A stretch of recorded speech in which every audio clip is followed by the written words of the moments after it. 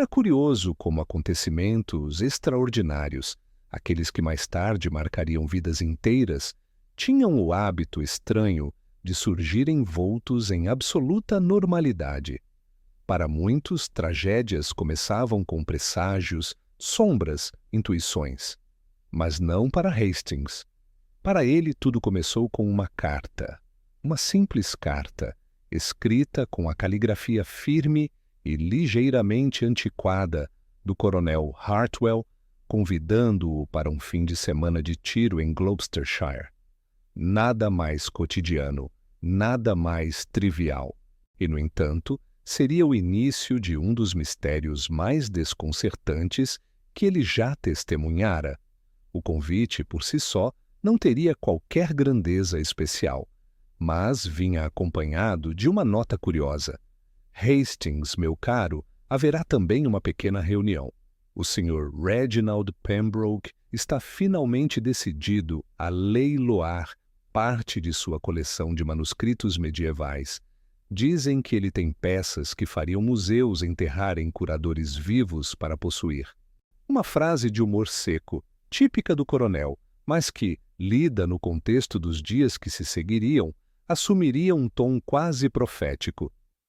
Hastings não tinha grande interesse em manuscritos, iluminuras ou qualquer arte antiga que não envolvesse espadas, mapas ou batalhas. Mas tinha interesse em paz, e o inverno londrino tinha sido especialmente hostil. A promessa de ar limpo, comida decente e conversas agradáveis parecia-lhe quase um presente divino. Assim, aceitou sem hesitação. Ravenshollow, quando enfim o recebeu com suas paredes sombrias de pedra Tudor e chaminés tortuosas que se erguiam como velhos guardiões, impressionou-o imediatamente. A casa parecia ter sido esculpida para guardar segredos. Era imponente sem ser acolhedora, bela sem ser gentil, como se em cada janela houvesse olhos invisíveis observando todos que ousavam atravessar seu limiar. Reginald Pembroke, o anfitrião, um homem de 60 anos com porte ascético e uma aura de intelectual incomparável, parecia pertencer àquele ambiente tanto quanto os livros que colecionava. Cada gesto seu transmitia autoridade silenciosa, e seus olhos claros continham o brilho de quem convive, mais com ideias do que com pessoas. A casa se encheu lentamente com os convidados, estudiosos, aristocratas, entusiastas de raridades e alguns poucos que, como Hastings, vinham mais pelo convívio do que pelo erudito espetáculo.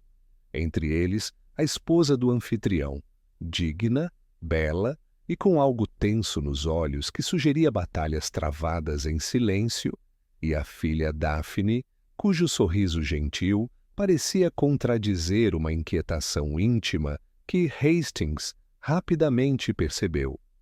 À mesa, conversou-se de tudo: escavações no Egito, escândalos acadêmicos, rumores sobre manuscritos perdidos. E então, já durante o peixe, Reginald levantou a taça e anunciou, com solenidade digna de uma coroação, que revelaria, enfim, o tesouro mais precioso de toda sua coleção, um manuscrito tão raro que praticamente nenhum estudioso vivo acreditava existir. O Saltério de Ashworth, iluminado no século XIII, desaparecido havia séculos. A reação foi instantânea. O professor Blackwood perdeu o fôlego. Mrs. Ashford arregalou os olhos com brilho de cobiça e até o jovem James Ashford pareceu segurar a taça com força demais. O ar inteiro da sala mudou. A revelação pairou entre eles como uma faísca prestes a gerar incêndio. Apenas algumas horas mais tarde, quando a noite já se aprofundava e os convidados se dispersavam pelos corredores silenciosos para seus quartos, Hastings sentiu um incômodo inexplicável. Não era medo, não ainda, mas sim um pressentimento tênue, quase imperceptível, de que algo estava deslocado. De que aquele anúncio não apenas despertara entusiasmo, mas também despertara perigos. Ele não poderia saber, mas naquela mesma noite, alguém na casa já calculava passos, avaliava riscos e preparava, com precisão quase cirúrgica, um crime que desafiaria todas as explicações. Um crime aparentemente perfeito. Na manhã seguinte, Ravens Hollow parecia mais silenciosa do que o habitual, como se a casa, consciente do que estava prestes a acontecer, prendesse a respiração. A luz cinzenta que filtrava pelas altas janelas do salão de café revelava partículas de poeira dançando no ar, tão leves e ingênuas quanto o clima que, horas depois, se tornaria tenso e fatal. Hastings, sempre sensível a atmosferas, percebeu imediatamente que algo na casa se alterara, não de modo claro ou ameaçador, mas como se cada corredor tivesse ganho um peso a mais em suas paredes de pedra. Os convidados apareceram um a um, alguns sonolentos, outros já ansiosos, e todos aparentemente comentando a mesma coisa: o anúncio de Reginald Pembroke na noite anterior. O saltério de Ashworth, até então considerado destruído, esquecido ou apócrifo, tomara conta de todas as conversas, como se tivesse vida própria. O professor Blackwood entrou primeiro no salão, já de óculos e com uma pilha de notas que ninguém solicitara, mas que ele parecia considerar indispensável. Seus dedos tremiam levemente, não por idade, mas pelo fervor quase religioso de um acadêmico que sente o mundo prestes a virar uma página histórica. Ele falava consigo mesmo, murmurando datas e referências, como se temesse que o manuscrito desaparecesse caso não mantivesse sua mente acesa. Atrás dele estava Mrs. Ashford, que tinha aquela expressão peculiar de quem deseja parecer desinteressada enquanto, na verdade, sente um ardor febril de cobiça.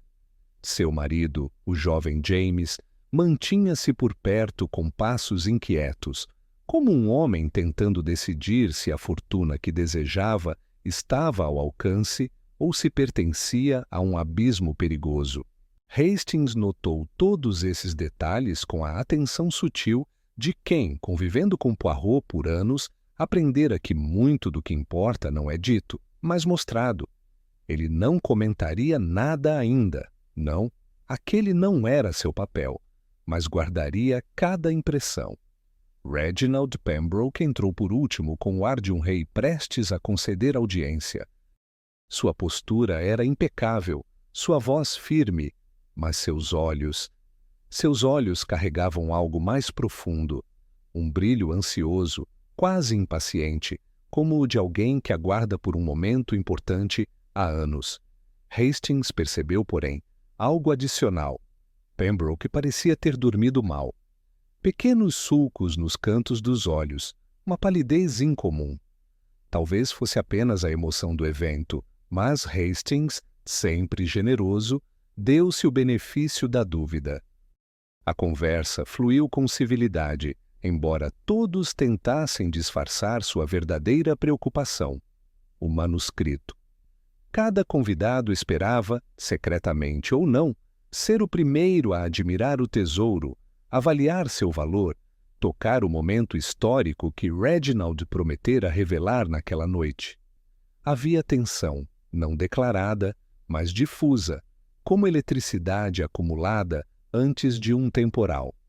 Daphne Pembroke, a filha, foi a única que não parecia fascinada pela raridade. Em vez disso, demonstrava inquietude crescente. Seus olhos percorriam a mesa como se buscassem algo, ou alguém.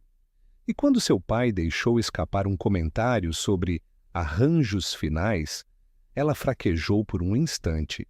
Foi um gesto rápido, quase invisível, mas suficiente para Hastings perceber que ela sabia mais do que dizia.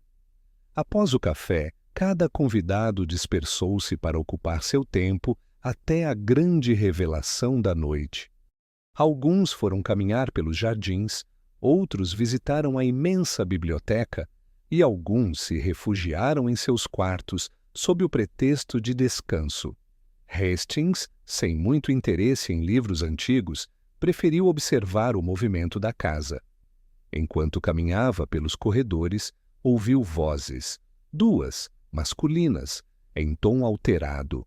Não era ainda uma briga, mas aproximava-se perigosamente disso. As palavras, no entanto, eram abafadas demais para serem compreendidas. Quando Hastings tentou identificar quem conversava, o silêncio instalou-se repentinamente, como se os falantes tivessem percebido uma testemunha próxima. Esse pequeno momento, tão fácil de ignorar, ficaria gravado na mente de Hastings como o primeiro ponto fora da curva, o primeiro indício de que algo mais profundo acontecia sob a superfície, aparentemente civilizada, da reunião. E, enquanto o dia se arrastava, Ravenshollow parecia respirar cada vez mais fundo, como se a casa soubesse que a noite traria um acontecimento que mudaria para sempre a história de todos que ali estavam. O dia avançou com uma estranha lentidão em Ravenshollow, como se o tempo tivesse adquirido peso, arrastando cada minuto com deliberada hesitação. Embora todos tentassem se ocupar, caminhadas, leituras, conversas superficiais, ninguém conseguia realmente se afastar da expectativa que pairava sobre a casa. O saltério de Ashworth era mais do que um manuscrito perdido. Era uma promessa de glória, ambição, cobiça e talvez até redenção para alguns. E como todos os grandes objetos de desejo, irradiava uma força estranha, quase magnética, que atraía olhares e intenções para si. Quando o jantar finalmente foi servido, o clima estava tenso, embora camuflado sob a fina etiqueta social britânica. Louças impecáveis, cristais brilhando sob a luz das velas, toalhas bem passadas, tudo parecia cuidadosamente disposto para esconder a verdade que vibrava por baixo. Cada pessoa naquela sala esperava, com sua própria ansiedade particular, pelo anúncio final de Reginald Pembroke. O anfitrião, ao contrário das horas anteriores, parecia animado. Falava mais rápido, fazia menções sutis ao evento da noite e seus olhos brilhavam como se estivesse prestes a entregar ao mundo uma obra-prima pessoal. Hastings notou, porém, que essa energia escondia outra coisa, nervosismo. Um nervosismo calculado, mas presente. Reginald tinha receios, talvez sobre a reação do público, talvez sobre a autenticidade incontestável da peça, talvez sobre algo mais profundo, mais íntimo. A conversa seguia despretensiosa quando, enfim, Reginald levantou-se. Sua figura ereta, comandando a atenção com facilidade, fez com que um silêncio quase ritual se instalasse entre os presentes. Meus amigos, começou com voz firme, esta noite marcará o momento mais significativo de toda a minha vida de colecionador. Ninguém respirou. Por 3 décadas busquei, estudei, preservei e protegi fragmentos da história que o mundo acreditava perdidos. Mas apenas um objeto, um único manuscrito, sempre representou para mim a verdadeira joia da coroa, o saltério de Ashworth.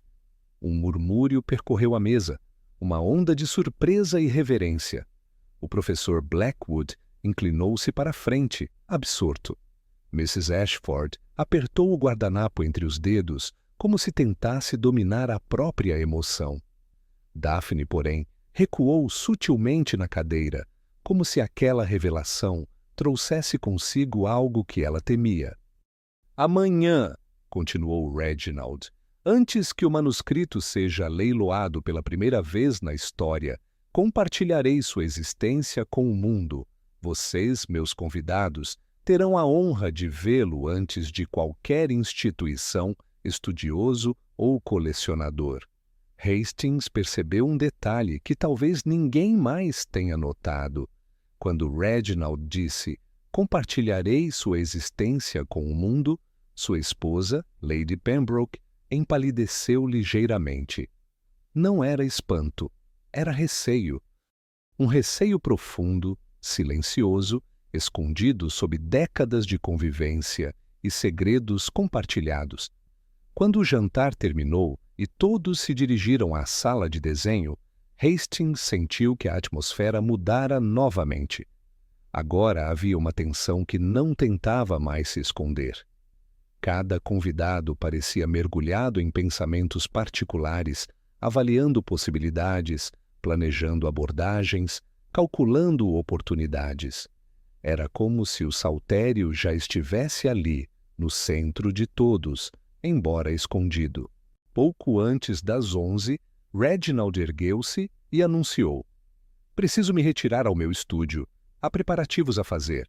Ninguém comentou, ninguém ousou perguntar. E, no entanto, todos olharam para ele com a mesma curiosidade crescente. Reginald deixou a sala com a dignidade de um monarca se dirigindo ao trono. Foi a última vez que qualquer um deles o viu vivo. Quando as portas se fecharam atrás dele, um silêncio desconfortável tomou conta do grupo. Havia pressentimentos ali, alguns sutis, outros evidentes, mas nenhum tão claro quanto o que atingiu Hastings quando ele, sem saber porquê, sentiu um arrepio lhe percorrer a espinha.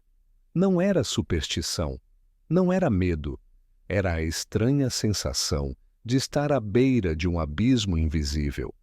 A sensação de que algo terrível já havia começado. A manhã seguinte amanheceu pesada, enevoada, como se Ravens Hollow estivesse envolta por um véu úmido que sufocava até mesmo o canto dos pássaros. Hastings acordou com um desconforto estranho, incapaz de explicar. Era como se a casa inteira tivesse passado a noite em vigília, guardando algo terrível, algo que se recusava a permanecer oculto por muito mais tempo. No corredor encontrou Jameson, o mordomo, apressado de uma forma tão incomum que Hastings percebeu imediatamente que algo estava errado. A compostura quase ritualística daquele homem fora substituída por um nervosismo evidente, como se suas mãos não soubessem ao certo onde repousar. "Bom dia, Jameson", tentou Hastings, mas o mordomo mal o ouviu. Seguiu direto para o estúdio do Sr. Reginald, equilibrando na bandeja a xícara de café que o anfitrião tomava religiosamente todas as manhãs. Hastings teve o impulso de acompanhá-lo, movido por aquela inquietação sem nome que o perseguia desde a noite anterior. Não demorou mais que alguns segundos. Um grito tão abrupto e tão carregado de pavor que fez o coração de Hastings saltar, rompeu o silêncio da casa. Ele correu, seguido rapidamente pelos outros convidados que emergiam de seus quartos, assustados e desorientados. Jameson estava parado à porta do estúdio, branco como mármore, a bandeja caída no chão. Sua mão tremia violentamente enquanto apontava para o interior da sala. Hastings entrou primeiro. A cena, à primeira vista, parecia tranquila demais. E era exatamente essa tranquilidade que tornava tudo mais horrível. Reginald Pembroke estava sentado à sua mesa, o corpo inclinado para a frente, os olhos fechados, como se tivesse adormecido durante o trabalho. Sua mão repousava próxima a uma pilha de documentos, e a posição era tão natural que, por um instante, Hastings quase acreditou que o homem respirava. Mas bastou aproximar-se para perceber a verdade. A pele estava fria, pálida, sem vida. O Dr. Whitfield, chamado às pressas, aproximou-se com profissionalismo treinado, embora Hastings tenha percebido que suas mãos tremiam ao tocar o pulso do anfitrião. Após alguns segundos, O médico murmurou. Ele está morto? A incredulidade tomou conta da sala. Ninguém falou. Ninguém ousou respirar. Mas havia algo ainda mais alarmante. Algo que transformava aquele caso em uma anomalia absoluta. Nenhum sinal de luta. Nenhuma marca visível. Nenhuma desordem. E mais, a porta do estúdio estava trancada por dentro. A chave ainda estava na fechadura. Hastings se aproximou da escrivaninha. A caixa onde Reginald guardava seus manuscritos preciosos estava aberta. Havia vários documentos cuidadosamente dispostos, mas um espaço central permanecia vazio.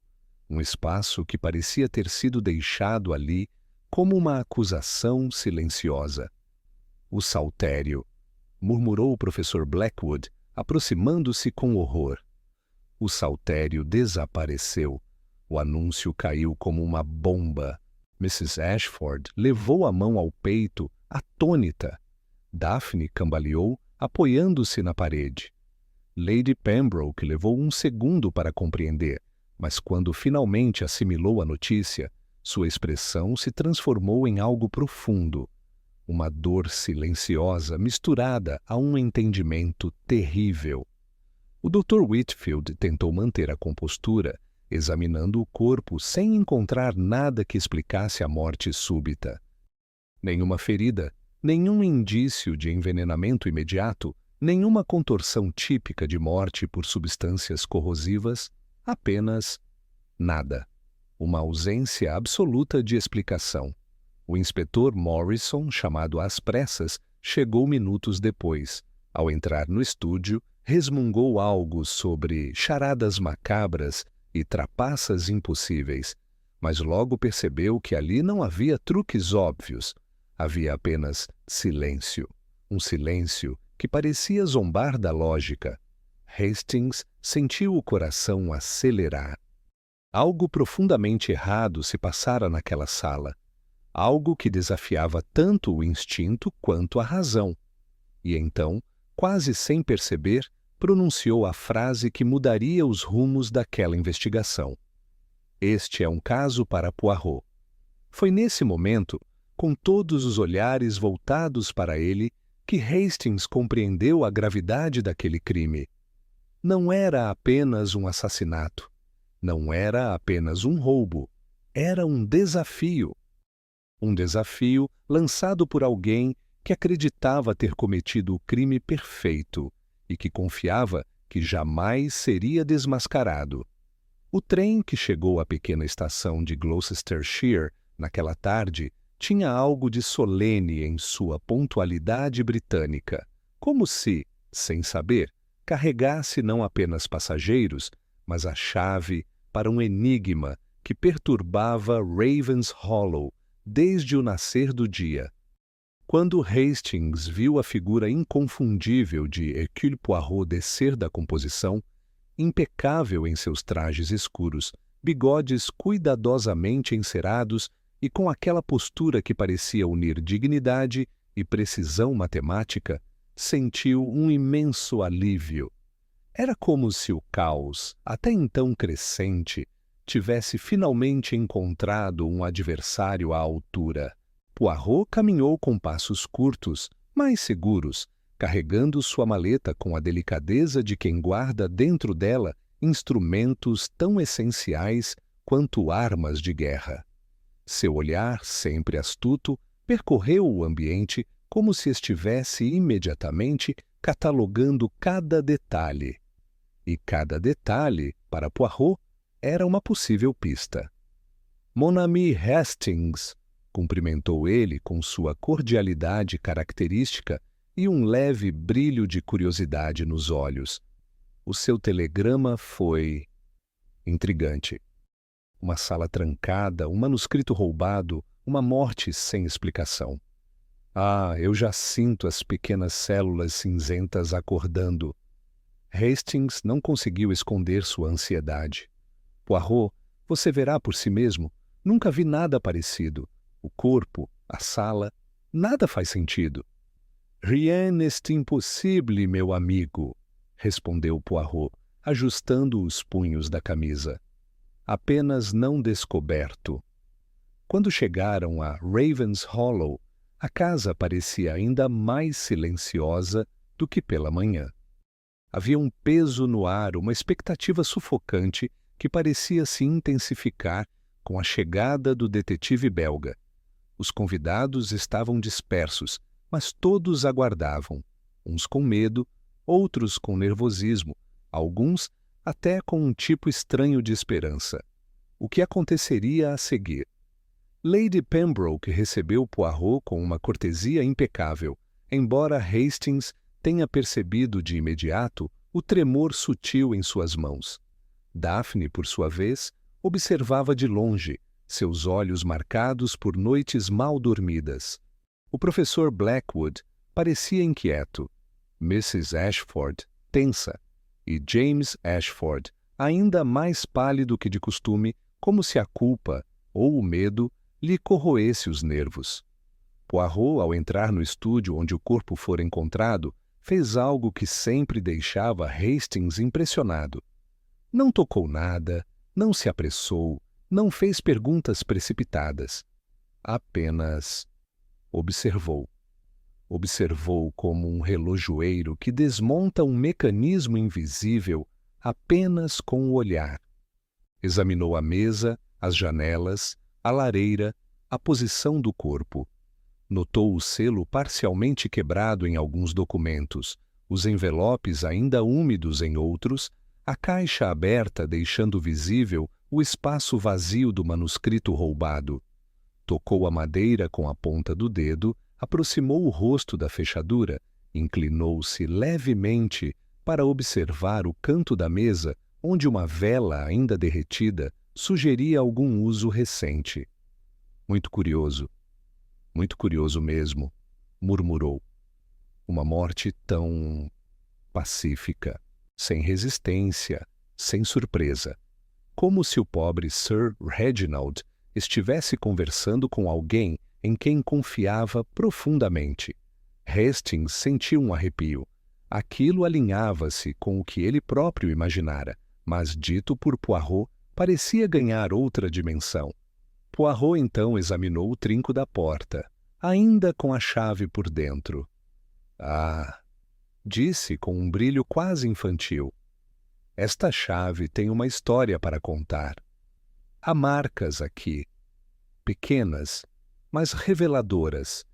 Não são arranhões de uso comum, são marcas de manipulação, e não de qualquer pessoa, de alguém com precisão, médica. O coração de Hastings acelerou. Poirot, você acha que... Eu não acho, Hastings, corrigiu ele gentilmente. Eu observo. Em seguida, aproximou-se da lareira. Ali, a cinza parecia ter sido remexida. Não muito, mas o suficiente. E aqui, acrescentou, tocando um fiapo quase imperceptível de papel queimado. Temos o sinal de alguém que tentou destruir algo, mas o fogo, assim como a verdade, nem sempre coopera. Quando finalmente se ergueu, Poirot disse algo que fez o sangue de Hastings gelar. Mon ami, o assassino está entre nós. E não apenas isso. Ele acredita que cometeu o crime perfeito. Mas ninguém, Hastings, ninguém, escapa das falhas da própria mente. Ravenshollow, mais uma vez, pareceu prender a respiração. A investigação, enfim, havia verdadeiramente começado. A investigação de Poirot começou de maneira tão sutil que, à primeira vista, parecia apenas um passeio entre conhecidos. Ele caminhava pelos corredores de Ravenshollow com uma delicadeza quase cerimonial, cumprimentando cada convidado, trocando palavras curtas, estudando não apenas o que diziam, mas como diziam. Hastings já vira aquilo antes. O detetive belga não interrogava. Ele afinava o ambiente, como quem ajusta as cordas de um instrumento antes de iniciar a sinfonia. As entrevistas formais aconteceram na sala de manhã, um espaço claro onde a luz, segundo Poirot, permitia ver não apenas rostos, mas intenções. Ele repetia sempre: "A luz é amiga da verdade, Hastings." E naquele dia, a luz filtrava-se pelas janelas altas como se participasse da investigação. A primeira chamada foi Lady Pembroke. Ela entrou com a compostura de uma mulher que aprendeu, ao longo de décadas, a ocultar emoções sob véus de boas maneiras. Mas Poirot via além disso. "Madame", começou ele com a cortesia que dominava como poucos. "Seu marido comentou anteriormente sobre correspondências anônimas. Poderia me falar sobre isso?" Ela hesitou por um segundo. Mínimo, mas suficiente para Poirot notar. Eram cartas desagradáveis, insinuações sobre a forma como alguns itens da coleção foram adquiridos. Reginald as rejeitou, achando que fossem obra de algum excêntrico ressentido. Poirot inclinou a cabeça, interessado. "E onde estão essas cartas?" "Desapareceram. Procurei na escrivaninha dele, mas não estavam lá." "Alguém as removeu", pensou Hastings, embora não ousasse dizer. Poirot apenas apertou os lábios, absorvendo. Em seguida, entrou o professor Blackwood. Para ele, falar do saltério de Ashworth não era um ato, mas uma devoção. Suas mãos tremiam de entusiasmo acadêmico. O manuscrito era real? Murmurou ele quase sem voz. "Monsieur, essa pergunta tem menos importância do que parece", respondeu Poirot. "O que importa é, por que alguém mataria por ele?" A cor fugiu do rosto do professor. Poirot observou atentamente essa reação, como quem registra a nota de um instrumento desafinado. Depois veio Mrs. Ashford, cuja postura altiva não conseguia esconder um toque de ansiedade nervosa.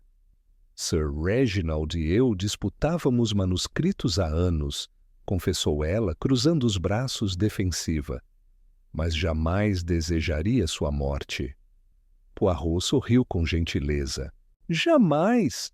Às vezes, madame, as cartas do coração dizem coisas que a mente se recusa a ler." Ela desviou o olhar. Seus dedos tamborilaram no braço da cadeira.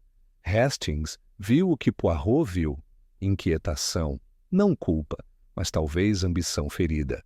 James Ashford entrou logo depois, parecendo prestes a desabar emocionalmente. "Eu não peguei nada!" declarou antes mesmo que Poirot pudesse cumprimentá-lo. Eu precisava de dinheiro, sim, mas não toquei no manuscrito." Um protesto tão rápido geralmente indica verdade. Ou desespero. Poirot estudou o rapaz com olhos calmos, quase compassivos. "O senhor estava no corredor às 11h30, comentou ele suavemente. "E deixou cair algo." Hastings observou o jovem empalidecer como se fosse desmaiar. O abotoador? Deve ter caído antes." Eu... Poirot não insistiu. Apenas anotou mentalmente mais um fragmento do mosaico. Por fim, Daphne Pembroke. Seus olhos traziam uma inquietação diferente, mais íntima, mais dolorosa. Era como se ela soubesse algo que a atormentava. "Senhorita", disse Poirot, "quando viu seu pai pela última vez?" "Às 10h50, talvez." Ele parecia agitado, como se esperasse alguém. Hastings prendeu a respiração. Essa informação não surgira antes. Ele disse, continuou ela, hesitante, que se Marcos aparecesse, não demoraria. Eu achei que fosse alguma referência acadêmica. Agora, eu não sei mais. Poirot agradeceu. Quando ela saiu, ele ficou em silêncio por longos segundos. Um silêncio denso, significativo. Hastings disse enfim com a voz baixa. Começamos a ver as sombras se moverem. E o que elas revelam, Poirot? Ele ergueu o olhar, com aquele brilho particular. Que todos aqui têm algo a esconder, mas apenas um guarda o segredo da morte. Ravenshollow, novamente, parecia conter o fôlego. O inspetor Morrison, embora competente para delitos mais simples, furtos, brigas de taverna, pequenos conflitos locais, estava, evidentemente, fora de sua profundidade diante de um crime como aquele. Mesmo assim, esforçava-se para impor alguma ordem à investigação, agarrando-se a qualquer pista que parecesse concreta, por mais frágil que fosse. E, infelizmente para ele, havia poucas. O estúdio de Reginald fora convertido em uma espécie de campo de batalha silencioso entre lógica e impossibilidade. Morrison vasculhava cada canto com determinação obstinada, enquanto Poirot acompanhava à distância, observando como um mestre permite que um aprendiz tateie às cegas antes de intervir. «Veja isto!» exclamou Morrison, orgulhoso, erguendo um pequeno abotoador dourado. Pertence ao jovem Ashford. Estava enfiado sob a poltrona. Esforço óbvio para esconder após uma luta. Hastings viu o brilho de satisfação nos olhos do inspetor. Para ele, aquele detalhe encaixava como uma peça central do quebra-cabeça. Mas, para Poirot, uma peça muito conveniente, Monsieur Inspector, murmurou ele, quase teatral. Morrison bufou. E o senhor sugeriria o quê? Que isso foi plantado? Poirot arqueou as sobrancelhas com elegância. Eu apenas digo. Quando a explicação é perfeita demais, frequentemente ela não é verdadeira. Enquanto o inspetor resmungava, Poirot aproximou-se da lareira. Ali, restos de papel queimado repousavam como o eco de um segredo mal escondido. Não era muita coisa, apenas fragmentos chamuscados, bordas irregulares, tinta quase apagada. Mas para Poirot, aquilo tinha significado. «Alguém tentou destruir evidências?» murmurou. «Mas fogo! É um cúmplice volúvel. Nem sempre consome o que desejamos». Hastings observou a expressão do detetive, que permanecia calma, meticulosa. Mas havia ali um brilho que indicava que peças começavam a se mover em sua mente. Foi então que a jovem Elsie, a Tweenie, entrou hesitante, retorcendo o avental. «Senhor, eu ouvi vozes ontem, perto do estúdio. 2 vozes masculinas, discutindo. Morrison virou-se imediatamente. «A que horas?» «Quase meia-noite, senhor.» «Tem certeza de que eram 2 homens?» Ela assentiu vigorosamente. Poirot a observava com gentileza. «E você reconheceu alguma voz?» Elsie hesitou. «Não por dúvida, mas por medo.» Acho que sim, senhor.» Morrison deu um passo à frente, impaciente. «Quem?» Elsie desviou o olhar. «Prefiro não dizer, posso estar enganada.» Para Morrison aquilo era insubordinação, mas para Poirot era outra coisa. «Hastings», disse ele, levando Elsie para fora com delicadeza. Quando alguém teme revelar o que sabe, não é incerteza, é consciência. A tarde avançou e cada entrevista, cada detalhe, cada contradição tecia uma rede mais apertada sobre os presentes. Não havia ali um único convidado totalmente inocente de segredos. Mrs. Ashford, com sua ambição desmedida, ocultava um ressentimento antigo por ter sido humilhada por Reginald anos antes, quando perdera uma disputa por um manuscrito valioso. James, sufocado por dívidas, tinha motivos financeiros incontestáveis, embora sua natureza nervosa parecesse incapaz de sustentar um crime tão frio. Blackwood, consumido pela obsessão acadêmica, sabia mais do que deveria sobre o saltério, mesmo antes de seu anúncio público. Lady Pembroke guardava, sob sua serenidade aparente, a sombra das cartas anônimas e uma dor silenciosa por algo que jamais compartilhara totalmente. Daphne ocultava um misto de lealdade e medo, como se o pai tivesse confiado a ela algo que ela não conseguia decifrar. E o Dr. Whitfield? Ah, ele era o mais enigmático de todos. Um homem cuja compostura clínica começava a mostrar rachaduras.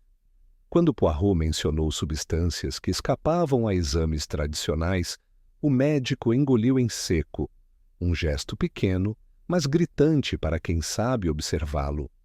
Morrison, porém, preferia a simplicidade.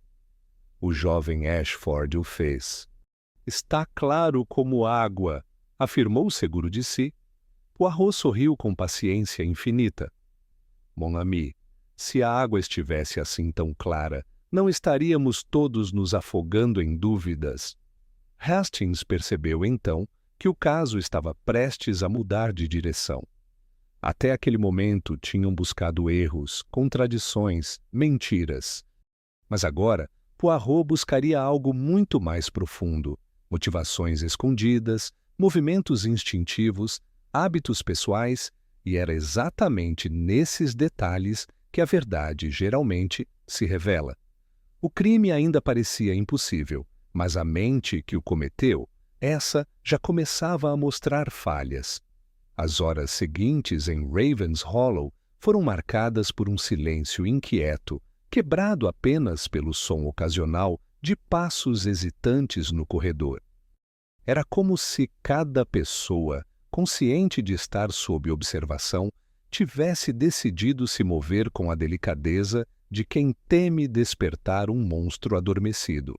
Enquanto isso, Poirot caminhava pela casa como um maestro que, antes de iniciar a orquestra, testa cada instrumento individualmente. O inspetor Morrison, ainda fixado na hipótese conveniente contra James Ashford, parecia decidido a concluir o caso antes mesmo de compreendê-lo. Mas seu entusiasmo sofreu um duro golpe quando examinou os primeiros relatórios laboratoriais relacionados aos fragmentos de papéis queimados encontrados na lareira do estúdio. Substâncias adesivas, selos parcialmente derretidos, tinta correspondente a envelopes antigos, resmungou Morrison, inconformado. Mas nada conclusivo. Para ele aquilo era um obstáculo. Para Poirot, ao contrário, era uma revelação. Au contraire, inspetor, corrigiu o belga com um brilho de satisfação nos olhos. É exatamente conclusivo. Mostra-nos que alguém tentou destruir correspondências específicas. Pergunta: quais correspondências eram essas? E por que destruí-las? O olhar de Hastings encontrou o de Lady Pembroke e ele percebeu seu desconforto. Ela sabia algo, ou acreditava saber, e carregava esse fardo como se fosse veneno. Mas antes que pudesse falar, um grito ecoou pelo corredor. Fogo! Fogo no estúdio! Todos correram. Morrison esmurrou a porta até ela ceder e lá estava, uma pequena pilha de papéis ardendo no centro da escrivaninha de Reginald.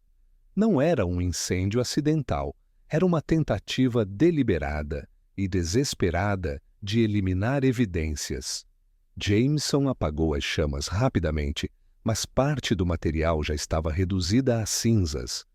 O cheiro acre de papel queimado misturava-se a outro odor, mais sutil, mas perceptível, algo químico, medicinal, que fez Hastings estremecer. Poirot, porém, não se abalou. Ajoelhou-se diante dos restos chamuscados com a mesma reverência de um arqueólogo examinando fragmentos de um pergaminho ancestral. Usando a ponta do lenço, recuperou o que restava de alguns envelopes parcialmente queimados. Voilá! O fogo tentou devorá-los, mas falhou. Como sempre falha diante da verdade. Então ergueu um fragmento, examinando-o à luz da lâmpada. Etiquetas, cartas seladas, mas sem umidade, disse com voz baixa. Muito interessante, Hastings. Hastings entendeu imediatamente. Sem umidade, ou seja, alguém removeu a água antes que os selos fossem preparados. Exatamente, confirmou Poirot satisfeito. O assassino conhecia os hábitos de Sir Reginald. Sabia que ele sempre selava seus envelopes com um pequeno pote de água do estúdio, e ao retirar esse elemento, o forçou a usar a língua. O silêncio que se seguiu foi aterrador. Mas por quê? Murmurou Daphne, horrorizada. Poirot virou-se lentamente. Porque, minha cara, a morte de seu pai não foi obra de violência física ou veneno comum. Foi obra de um veneno mais sutil, digitalina concentrada, aplicada ao adesivo do selo. Quando seu pai o lambeu, o destino se selou. A expressão de horror se espalhou entre os presentes. Morrison ficou boquiaberto, incapaz de formular uma resposta. Daphne levou a mão à boca, seus olhos marejando. Lady Pembroke desabou na cadeira mais próxima, como se estivesse carregando nos ombros o peso de décadas de confiança destruída. Quem faria algo tão cruel? Sussurrou ela. Poirot, porém, estava mirando o vazio com o olhar de quem enxerga além do visível. Alguém que conhecia os hábitos de Sir Reginald tão intimamente quanto conhecia o funcionamento da fisiologia humana, murmurou ele. Alguém com acesso a medicamentos, a compostos concentrados, alguém acostumado a administrar doses precisas. Os olhos de todos se voltaram lentamente para uma única figura no canto da sala. O Dr. Whitfield, pálido, imóvel, ansioso demais para parecer inocente. Apertava a borda de uma mesa com tanta força que as juntas de seus dedos haviam ficado brancas. Foi então que Poirot concluiu, com voz baixa, quase compassiva. O primeiro fio da teia foi encontrado, Hastings, e ele nos conduz diretamente ao médico. Ravenshollow, mais uma vez, pareceu prender a respiração, como se cada parede aguardasse o próximo golpe inevitável da verdade. A atmosfera em Ravenshollow tornara-se sufocante, como se cada parede, cada carpete, cada quadro antigo absorvesse o peso crescente das suspeitas. O nome do Dr. Whitfield pairava no ar como uma sombra, não dita, não confirmada, mas presente em cada olhar, em cada respiração suspensa. E era exatamente esse tipo de silêncio carregado que Poirot sabia manipular com maestria. O médico havia se recolhido a uma poltrona próxima à janela, encarando o jardim como se o mundo externo pudesse lhe oferecer alguma rota de fuga. Tinha as mãos trêmulas, mas tentava mantê-las escondidas.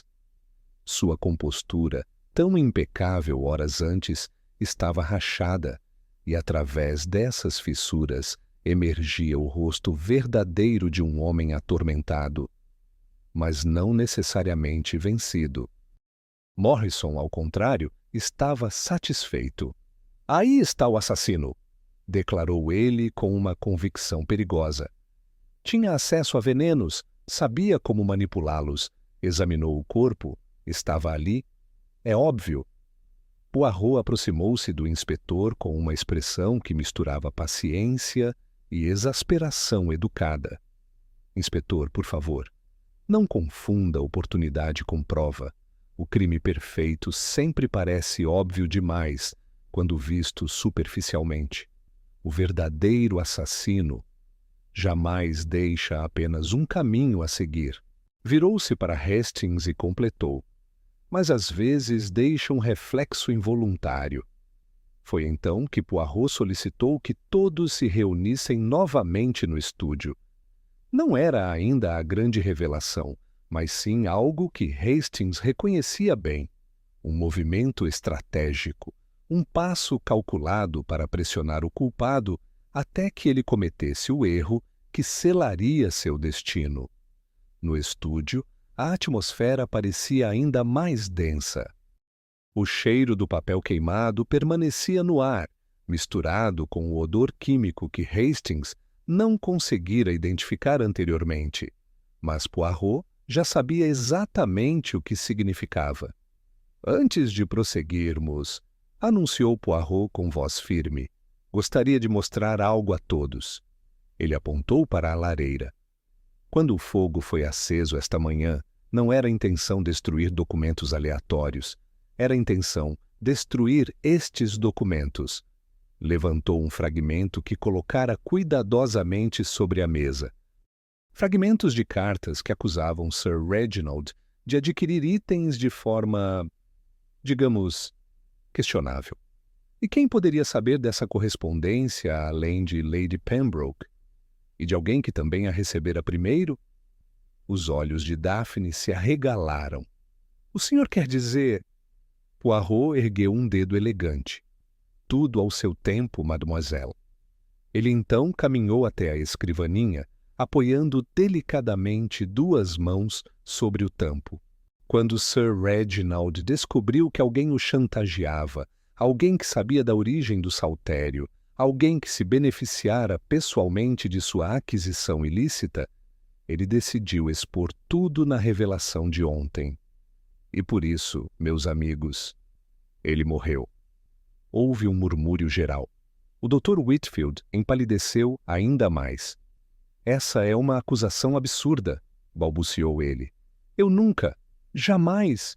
Ah, doutor, interrompeu Poirot suavemente. A verdade sempre começa com nunca e termina com eu não tive escolha. Hastings sentiu um arrepio. Poirot prosseguiu. Para envenenar os selos, alguém precisava remover o recipiente de água do estúdio. Apenas um dos presentes tinha motivos, coragem e conhecimento para tal. E mais importante, alguém que Sir Reginald deixaria entrar em seu estúdio naquela última noite sem questionar. Alguém em quem ele confiava profundamente. Poirot fez uma pausa calculada. E o silêncio que se seguiu era quase insuportável. Mas ainda havia um problema, continuou ele. Como trancar a porta por dentro após sair? Ah, isso exigiu precisão, ferramentas delicadas, força controlada, exatamente como as usadas em procedimentos cirúrgicos. Os olhos de todos voltaram-se para Whitfield. Ele recuou um passo, como se estivesse tentando escapar do próprio corpo. Eu examinei a porta, murmurou Poirot, e encontrei micro-arranhões produzidos por pinças médicas, muito distintas. Whitfield engoliu em seco. E, finalmente, disse Poirot, aproximando-se calma e inexoravelmente. No fogo, esta manhã, detectei o cheiro de éter cirúrgico, o mesmo que encontrei entre seus pertences quando pedi a Jameson para organizar seus instrumentos. O mesmo usado para limpar superfícies antes da manipulação. O médico fechou os olhos. Poirot deu o golpe final. O assassino não saiu do estúdio sem antes deixar tudo exatamente como estava. E só uma mente fria, lógica e profissional poderia conceber um plano tão cruel e tão metódico. O círculo ao redor de Whitfield parecia diminuir a cada segundo. E então, pela primeira vez desde o início do caso, ele desabou na cadeira, como um homem que finalmente percebe que não há mais rotas de fuga. Mas Poirot ainda não havia terminado, porque antes da revelação completa, faltava apenas uma peça, a última prova que transformaria a suspeita em verdade irrefutável. O silêncio que se instalou em Ravenshollow após o colapso emocional do Dr. Whitfield tinha um peso quase físico, como se a casa inteira aguardasse o último movimento de Poirot, o golpe final que revelaria não apenas o culpado, mas todo o percurso que levara àquela morte tão engenhosamente orquestrada. Whitfield permanecia sentado, derrotado, mas ainda não confessara, não plenamente. Havia algo em seus olhos, um resquício de resistência, como se acreditasse que, apesar da pressão crescente, ainda houvesse uma brecha que pudesse salvá-lo. Poirot, porém, nunca deixava brechas. Ele deu alguns passos lentos, elegantes, circulando o estúdio com as mãos atrás das costas, como quem revisita a arquitetura de um crime, não apenas para explicá-lo, mas para encerrá-lo com precisão quase artística. "O senhor acredita, doutor", começou ele calmamente, "que cometeu o crime perfeito." E, devo admitir, aproximou-se disso. O método, a ausência de marcas, a porta trancada. Sim, foi uma dança cuidadosamente coreografada. Whitfield respirou fundo, mas não respondeu. Poirot continuou. "Mas o crime perfeito, como sempre digo, não existe. Há sempre um erro. E no seu caso, doutor, houve mais de um. O primeiro, subestimar Sir Reginald. O segundo, subestimar o fogo. O terceiro, subestimar a mente humana." Hastings observava-o com admiração crescente. Era naquele instante, naquele tom, naquela cadência, naquela precisão, que surgia o verdadeiro Poirot, o maestro da verdade. Poirot ergueu um fragmento de papel queimado. "Aqui temos metade da história. As cartas que o senhor tentava destruir eram, na verdade, sua própria ruína. Elas provavam que Sir Reginald descobrira a origem ilegítima do saltério. E descobrindo isso, descobriu também quem o havia ajudado a obtê-lo." Um murmúrio percorreu a sala. Daphne, com lágrimas contidas, murmurou: O senhor estava chantageando meu pai?" Whitfield olhou para ela e naquele olhar havia algo complexo: vergonha, dor e talvez até afeto. "Eu não tinha escolha", disse ele finalmente. "Eu o ajudei, sim. Ele pediu que verificasse os documentos, confirmasse a autenticidade. Mas quando percebi que o manuscrito não poderia ter sido adquirido legalmente, quando percebi o valor, eu..." Poirot ergueu a mão, silenciando-o. "Continue, doutor." "Eu precisava do dinheiro.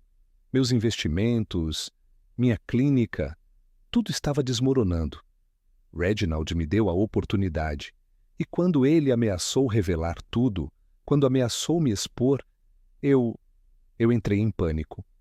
Os ombros do médico caíram, como se finalmente entregasse a última defesa.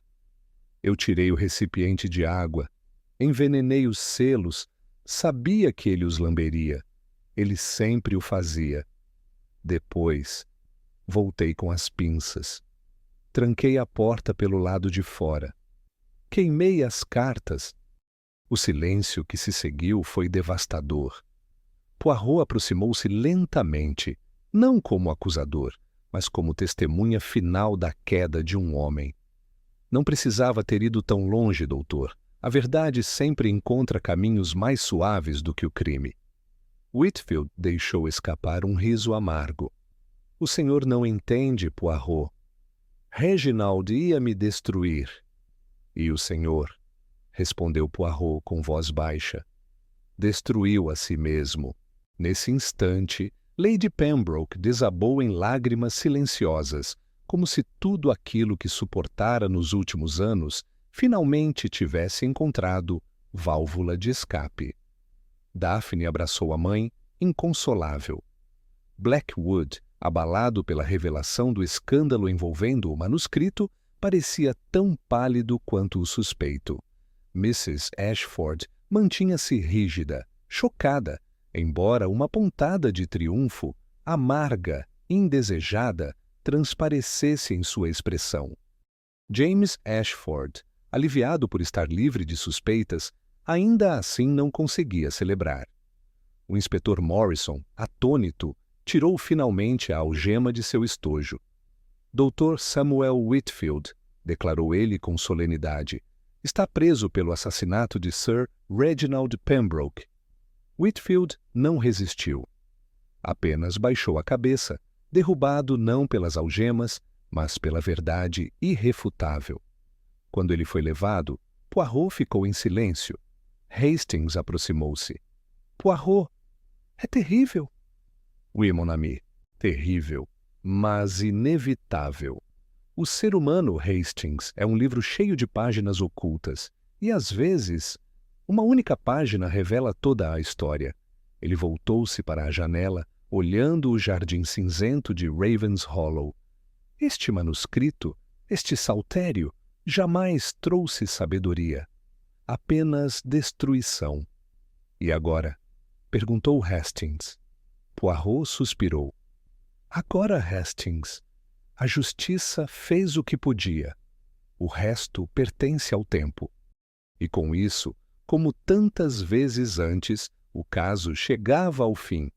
Não com celebração, mas com a melancolia silenciosa que acompanha toda a verdade quando finalmente se mostra por inteiro.